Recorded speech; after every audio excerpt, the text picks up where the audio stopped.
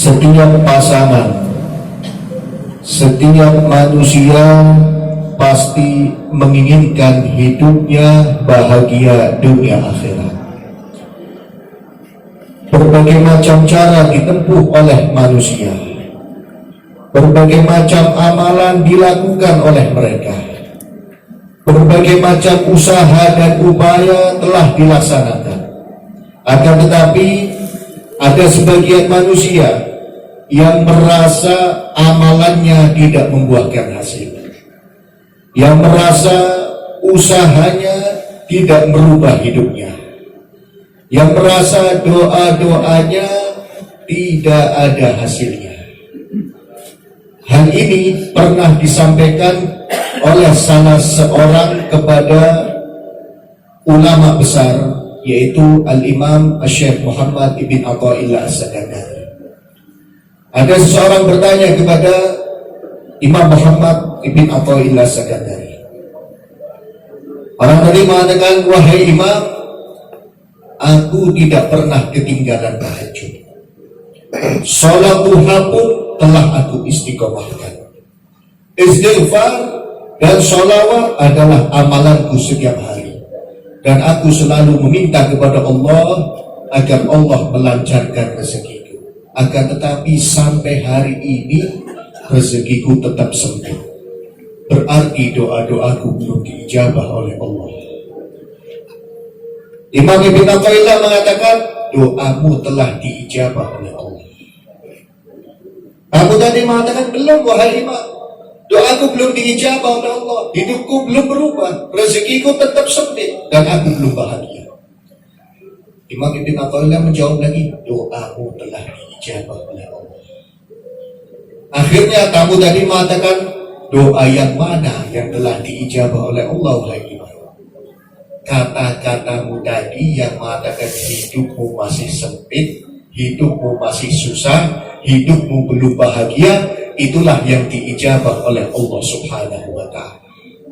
Inilah yang menjadi penyebab doa kita tidak diijabah oleh Allah Subhanahu wa Ta'ala. Kita sering mengatakan, kita sering berdoa, ya Allah, lancarkan rezeki saya. Di luar doa, kita mengatakan rezeki saya masih sempit. Kita sering mengatakan, ya Allah, bahagiakan hidup saya. Tapi hati kita mengatakan, hidup saya susah. Jadi apabila kita meminta kepada Allah agar hidup kita bahagia, akan tetapi hati kita merasa bahwa hidup kita susah, maka Allah pun akan menjadikan hidup kita selalu susah. Apabila kita meminta kepada Allah agar rezeki kita lancar, akan tetapi hati kita selalu mengatakan rezeki kita sempit, maka Allah pun akan menjadikan rezeki kita sempit. Apabila kita meminta kepada Allah agar kita dijadikan orang sukses, akan tetapi hati kita mengatakan bahwa kita adalah orang miskin, maka Allah pun akan menjadikan hidup kita miskin. Lalu bagaimana? Apa yang harus kita lakukan agar doa kita diijabah oleh Allah Subhanahu wa Ta'ala? Yang harus kita lakukan adalah selalu menumbuhkan rasa syukur dalam hati kita. Dan itulah yang diajarkan oleh Nabi Muhammad SAW. Itulah yang diajarkan oleh para ulama. Sebelum kita berdoa, kita dianjurkan untuk syukur dahulu kepada Allah. Contoh, kita mendengar para ulama, para kiai, ketika doa, apa yang dibaca pertama kali? Yang dibaca pertama kali pasti Alhamdulillah. Maksudnya bagaimana? Sebelum kita meminta kepada Allah, sebelum kita memohon kepada Allah, kita sampaikan dulu rasa terima kasih kita kepada Allah Subhanahu wa Ta'ala. Setelah kita menyampaikan rasa terima kasih kita kepada Allah, barulah kita meminta tambahan nikmat dari Allah Subhanahu wa Ta'ala. Contoh, maaf, mungkin semua kita merasa pendapatan kita masih kurang. Semua kita merasa bahwa apa yang kita miliki ingin ditambah oleh Allah Subhanahu wa Ta'ala. Itu lumrah. Tapi jangan sampai hati kita kosong dari syukur. Jangan sampai hati kita kosong dari terima kasih. Lalu bagaimana cara doanya? Tidak perlu dengan bahasa Arab. Bahasa apapun Allah memahami.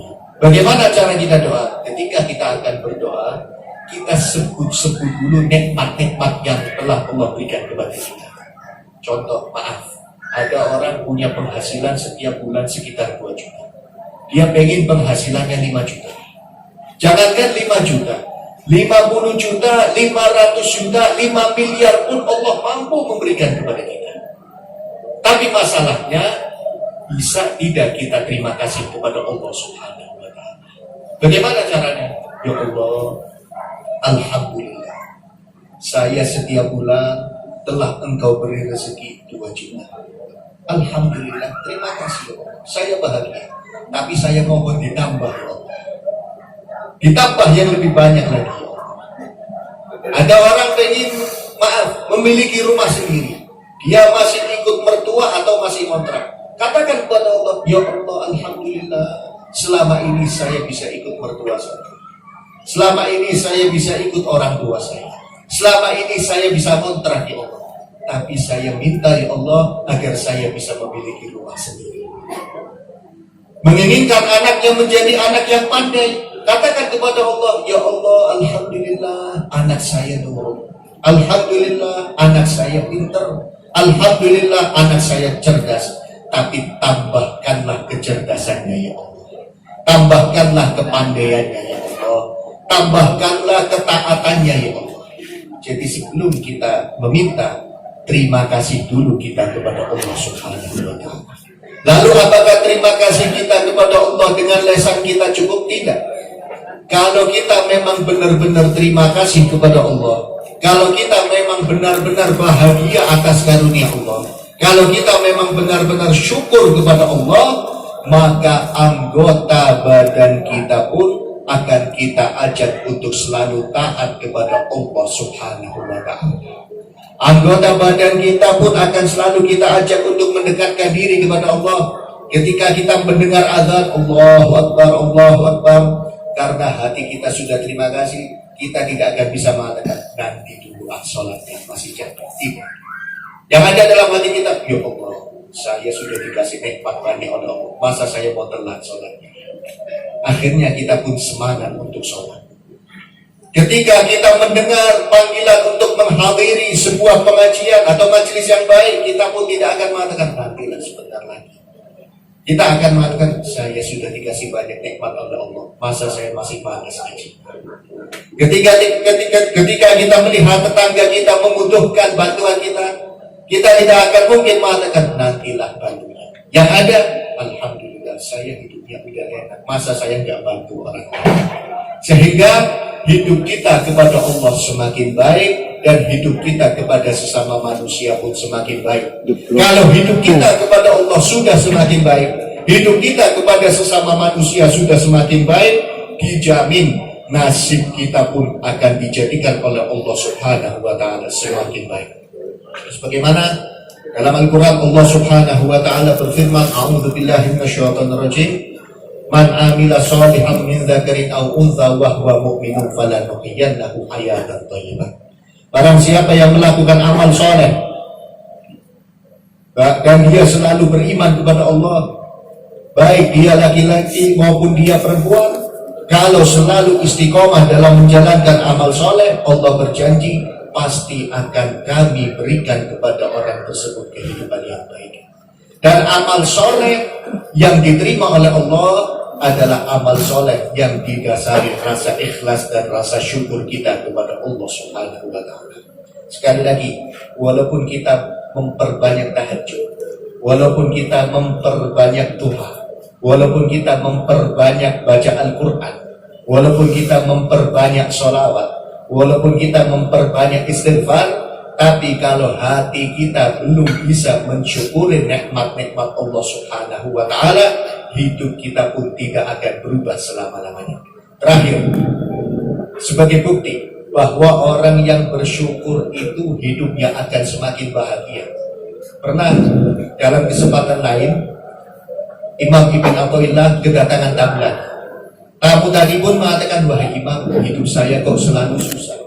Bagaimana agar hidup saya bahagia?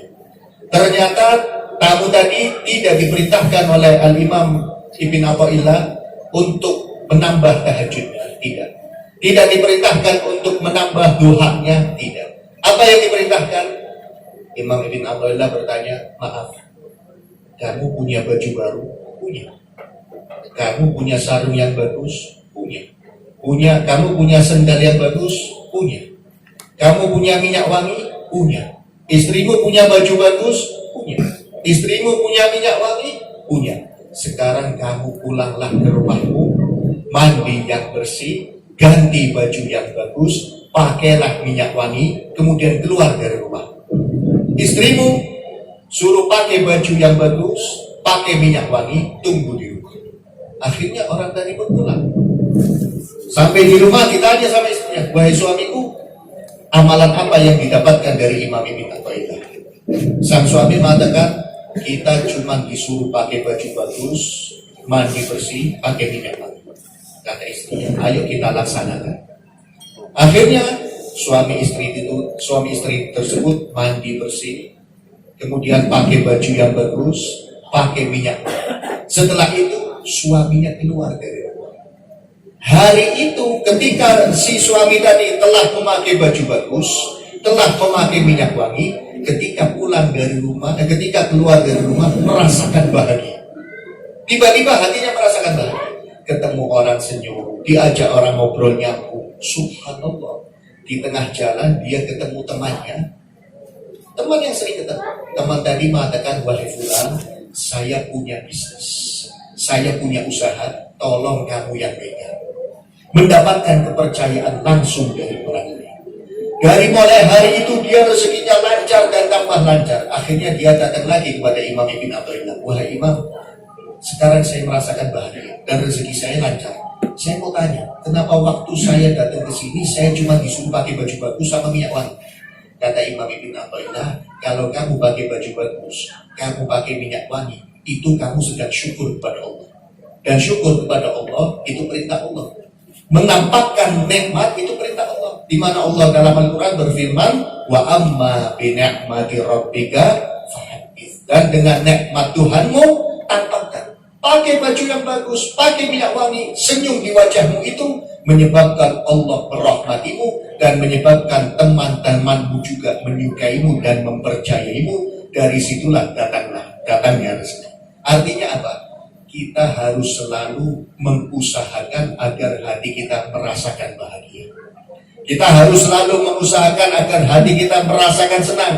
Dari bahagia tersebut, dari senang tersebut, Allah akan menambahkan kebahagiaan dan kesenangan yang belum kita rasakan. Mudah-mudahan Allah jadikan kita